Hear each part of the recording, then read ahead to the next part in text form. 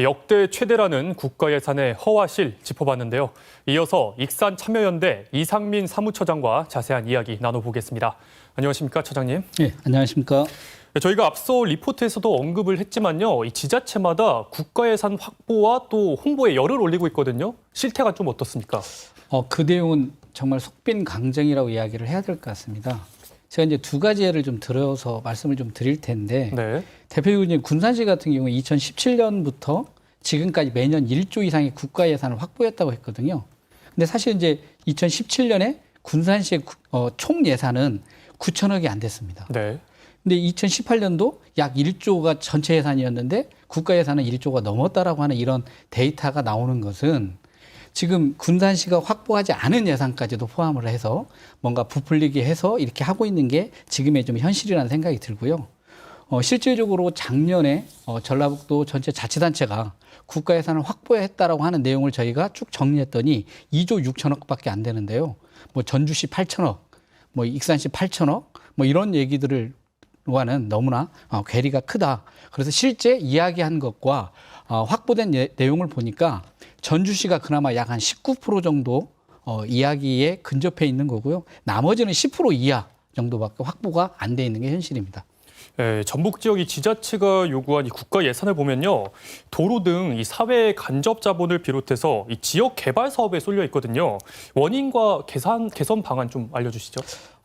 아직도 지역 개발이라고 하는 부분에 인식들이 머물러 있다라고 하는 부분들이 가장 큰 것 같고요. 또 하나는 어떤 지역 개발을 하려면 뭔가 기반이 갖추어져야 한다는 생각들이 있다 보니까 현안이랄지 이런 부분에서 단체장들이 신경을 쓰는 것 같습니다. 이제 앞에서 리포트에도 나왔습니다만 지역에서는 지역개발 사업 예산을 요구하는데 실제 중앙정부에서 반영되는 예산은 비율을 놓고 보면 네. 지역 경제와 관련이 되어 있는 농업이랄지 이런 예산 반영 비율이 높고요.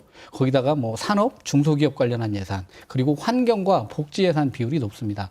한데 전라북도의 자치단체들은 아직도 뭔가 지역개발 예산을 요구하고 있다는 거고요. 그리고 또 하나 이게 갖는 문제는 네. 시민들이 체감할 수 없다는 겁니다. 국가 예산을 그렇게 많이 확보했는데 나의 삶의 변화가 무엇이냐라고 하는 걸 물었을 때 거기에 대한 답을 주고 있지 못하다. 그래서 시민의 요구와 자치단체의 이런 이야기 그리고 정부의 정책 방향과 괴리가 좀 심각하다고 봐야 될 것 같습니다. 네, 단체장과 이 지역 국회의원들의 국가 예산 홍보가요. 내년 지방선거를 앞두고 좀 심해질 걸로 예상이 되거든요. 소모적인 이런 논란을 해결할 근본적인 해결책 있을까요?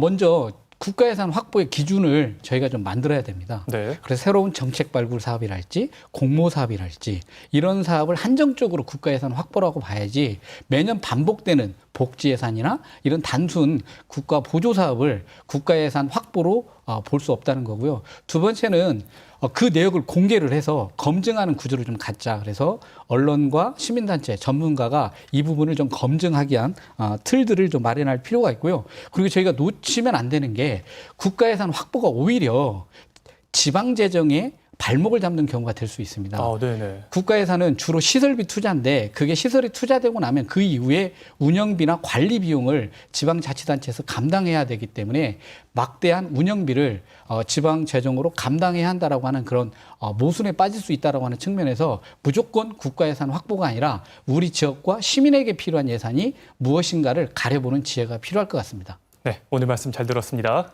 네, 감사합니다.